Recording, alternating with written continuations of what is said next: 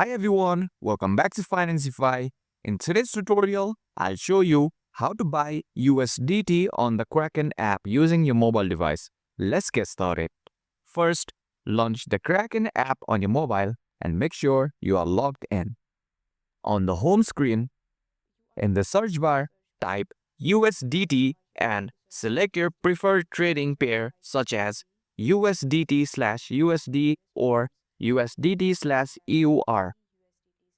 Tap Buy, then enter the amount of USDT you want to buy or the amount of your base currency, for example, USD you want to spend.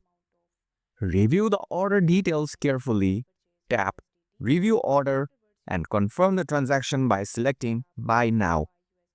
Go back to the Portfolio tab to ensure the USDT has been added to your wallet. And that's it. You have successfully bought USDT on the Kraken app. If this video was helpful, make sure to like, comment and subscribe to Financify for more tutorials. Thanks for watching and I'll see you in the next video.